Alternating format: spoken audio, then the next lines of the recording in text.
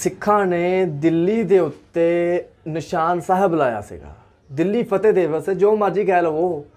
सरदार जस्सा सिंह आहलूवालिया की कोई historical video है। खैर पहले तो आप वीडियो देखने वीडियो आज की बड़ी जोश वाली है। पहले वीडियो देखने फिर आप गलबात करने। सन 1783 मार्च का महीना, उस साल भारत के इतिहास में एक नई कहानी लिखी जानी थी, सिखों की दिल्ली फतेह की कहानी।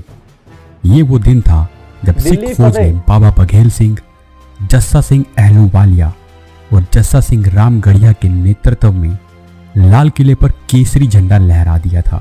दिल्ली का लाल किला मुगलों की शान शौकत और भारत पर उनके लंबे राज का प्रतीक माना जाता है। जिसने दिल्ली के लाल किले पर कब्जा किया उसे पूरे भारत का शासक माना गया। अंग्रेजों के भारत पर पूरी तरह कब्जा करने से पहले लाल किले पर ज्यादातर मुगलों का ही अधिकार रहा, लेकिन इतिहास में एक समय ऐसा भी आया जब सिखों ने लाल किले को अपने कब्जे में ले लिया था। सिख इतिहास में उस दिन को फतेह दिवस के रूप में मनाया जाता है।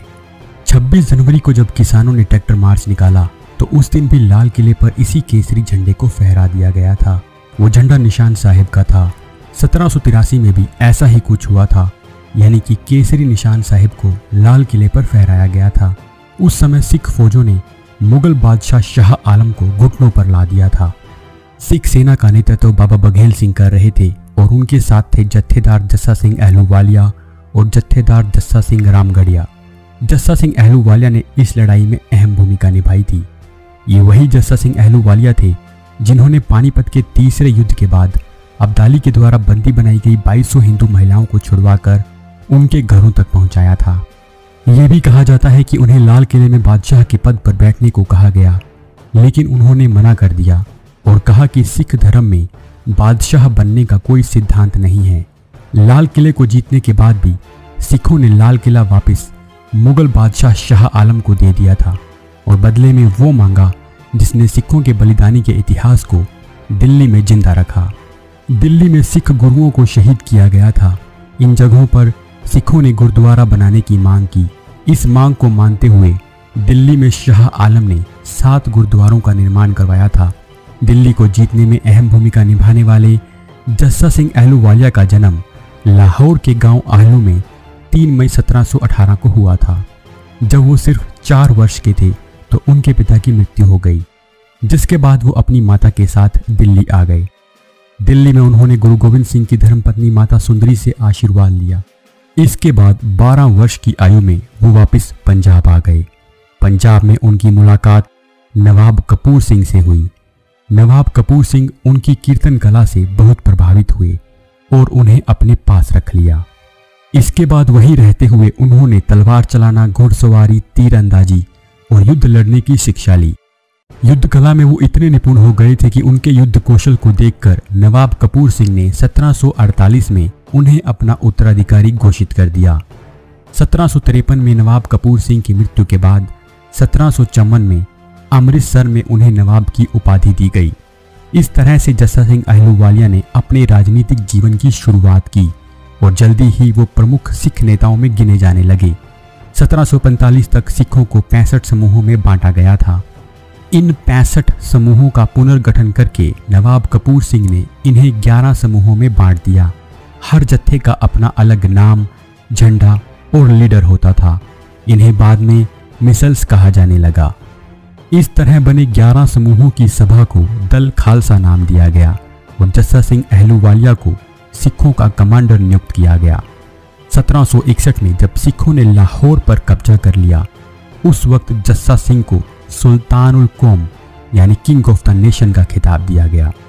लाहौर पर कब्जे और अहमद शाह अब्दाली के जनरल की हार की खबर अफगानिस्तान तक पहुंच गई थी, जिसके बाद अहमद शाह अब्दाली गुस्से से पागल हो गया और उसने पंजाब पर हमला कर दिया। पंजाब पर अफगानों का ये 6वां हमला था, जिसमें उसने सिखों को भारी नुकसान पहुंचाया था। इधर सिख सतलुज नदी को पार कर चुके थे और सिखों के काफिले में बहुत बड़ी संख्या में योद्धाओं के साथ साथ बच्चे, बूढ़े और औरतें भी थी।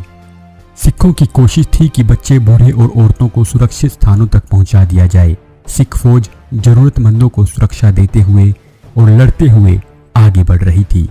सिख फौज का नेतृत्व जस्सा सिंह आहलूवालिया के साथ साथ महाराजा रंजीत सिंह के दादा चरत सिंह सुकरचकिया और हरि सिंह ढिल्लों के हाथ में था, लेकिन अहमद शाह अब्दाली ने अचानक और जोरदार हमला किया था।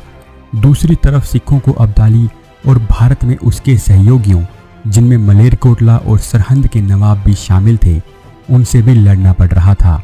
अहमद शाह अब्दाली ने सिखों को भारी नुकसान पहुंचाया और भीषण नरसंहार किया। अब्दाली का आदेश था कि सिखों को देखते ही मार दिया जाए।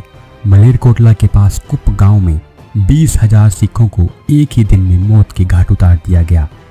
1762 में हुए इस नरसंहार को वड्डा घल्लूघारा कहा जाता है।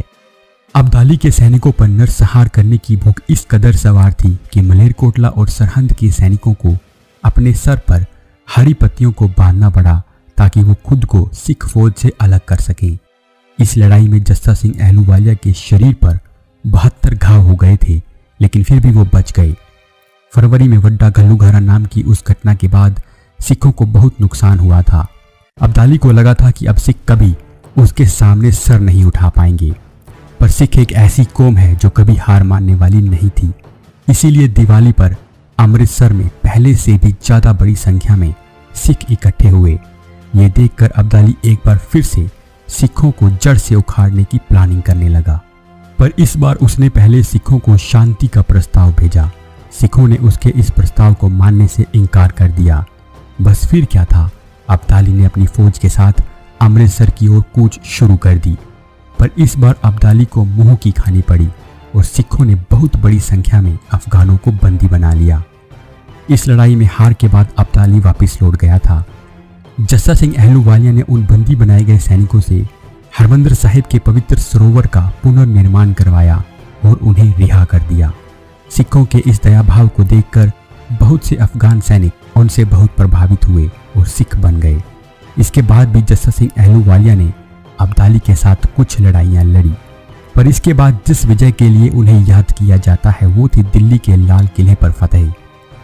दिल्ली पर उस वक्त शाह आलम राज कर रहा था, पर मुगलों की ताकत बहुत कमजोर हो चुकी थी। इसीलिए एक तरफ मराठे तो दूसरी तरफ अंग्रेज दिल्ली पर अधिकार करना चाहते थे। एक दिन शाह आलम को पता चला कि अंग्रेज दिल्ली के लाल किले पर कब्जा करने जा रहे हैं। शाह आलम को अब किसी से मदद चाहिए थी जो उसे अंग्रेजों के हमले से बचा सके। शाह आलम ने बाबा बघेल सिंह को मदद के लिए कहा। तब बाबा बघेल सिंह, जस्सा सिंह अहलूवालिया और जस्सा सिंह रामगढ़िया तीनों की फौजें मिलकर दिल्ली की ओर चल पड़ी। तीनों की संयुक्त सेना में 40,000 के करीब सिख सैनिक थे, लेकिन अभी यह सेना दिल्ली पहुंची नहीं थी और शाह आलम को पता चला कि अंग्रेज दिल्ली पर हमला नहीं कर रहे। इसीलिए शाह आलम ने सिखों को संदेश भिजवा दिया कि उसे उनकी सहायता नहीं चाहिए और वो वापस लौट जाएं। इस बात को सुनकर सिख फौजें बहुत नाराज हुई, क्योंकि इतनी बड़ी सेना को संगठित करके किसी तरफ कूच करने में बहुत बड़ा खर्च आता है।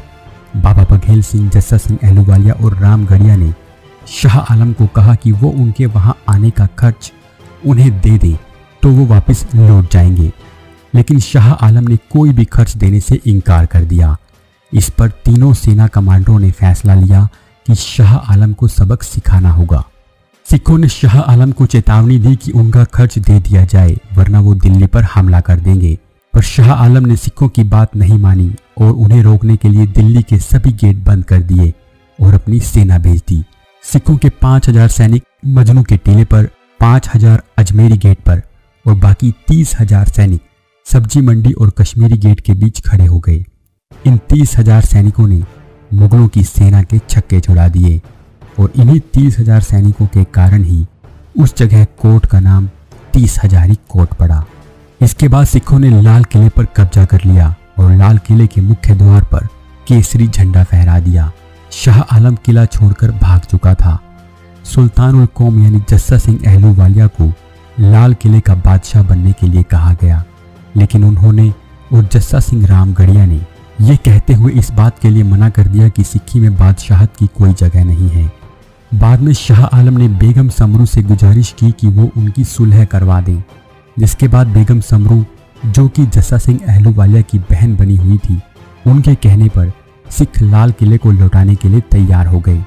कुछ लोग सिखों के इस फैसले पर सवाल उठाते हैं, लेकिन उस वक्त के हिसाब से ये फैसला बिल्कुल सही था। क्योंकि लाल किले पर अधिकार का मतलब पूरे हिंदुस्तान का राजा होने से था और सिखों की ताकत और आबादी इतने युद्ध अभियानों के बाद इतनी कम हो गई थी कि वो इतना बड़ा देश नहीं संभाल सकते थे।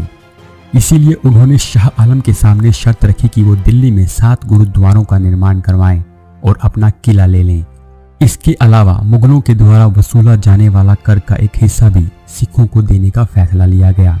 इसके बाद जस्सा सिंह अहलूवालिया लाल किले से तख्त का एक बड़ा पत्थर अपने साथ अमृतसर ले आए ताकि आगे आने वाली पीढ़ियों को सिखों की इस विजय पर हमेशा गर्व रहे। कहा जाता है कि आज भी वो पत्थर अमृतसर में रामगढ़िया बुर्ज में रखा हुआ है। जस्सा सिंह अहलूवालिया ने महाराजा रंजीत सिंह के लिए वो जमीन तैयार कर दी थी जिसके बाद उन्होंने एक बड़े विशाल सिख साम्राज्य की स्थापना की। महाराजा रंजीत सिंह, महाराजा दुलीप सिंह और बाबा बंदा सिंह बहादुर की वीडियोस भी हम इस चैनल पर पहले ही अपलोड कर चुके हैं, जिनका लिंक नीचे डिस्क्रिप्शन में दिया गया है। जस्सा सिंह अहलूवालिया को हरमंदिर साहिब की मरम्मत करवाने, अब्दाली का डटकर मुकाबला करने और लाल किले पर फतेह के लिए सिख इतिहास में बड़े सम्मान से याद किया जाता है। अगर आप भी सिख इतिहास की जानकारी को हर किसी तक पहुंचाना चाहते हैं तो इस वीडियो को ज़्यादा से ज़्यादा शेयर करें। सिख सरदार जस्सा सिंह आलूवालिया वैसे ना यकीन नहीं होंदे कि एडा बहादुर, एडा मतलब कि वीडियो देख के मैं वीडियो देखन दिया सीगा हिस्ट्री कि भी दिल्ली दे उत्ते केसरी निशान साहब उन्हें किद्दां मतलब कि उन्हें लाया किद्दां, वीडियो देख के ऐसा जोश, एक जज्बा महसूस होंदे जिस तरह मैं सही गल दसन दिया। ते एक जड़ा केसरी जड़ा निशान साहब सीगा वो दीप सिद्धू ने भी लहराया सीगा, ਉਹਦਾ भी याद है कि नहीं याद है। एक तो जस्सा सिंह आलूवालिया ने लाया ना, एक दीप सिद्धू ने लाया है। तो ये दोवें निशाना दी हजे तक सेका वा, ये हजे तक तकलीफ है। हाँ जी, ये मैं तुहानूं बिल्कुल सही गल दसन दिया जे, भावें मैं मुसलमान लेकिन मैं सही गल करांगा। दिल्ली दे उत्ते अच्छा इन्हां नूं ये नहीं पता, ये अज भी कहंदे आ कि खालिस्तानी है, ये 2% लोग है, ये आतंकवादी है। इन्हां नूं ये नहीं पता कि जिहड़ी दिल्ली दे विच अज असीं बह के असीं राज करने हैं, असीं जनाब अज असीं बड़ा कुछ कर रहे हैं। इस दिल्ली दे उत्ते बहन दा, इस दिल्ली सानूं बिठाया किन्ने है, इस तखत सानूं बिठाया किन्ने है, वो भी सरदार जस्सा सिंह आलूवालिया एडा वड्डा कारनामा ना करदा ते ये भी भावें ना ही बहिंदे। हाँ जी, बाकी यार वीडियो देख के ना एक जोश आ गया कि भी ऐसा अच्छा मैनू एडा ज़्यादा जोश, एडा ज़्यादा जज्बा महसूस होंदिया सीगा ते सिखां नूं किड्डा जोश ते किड्डा जज्बा महसूस होंदा होएगा।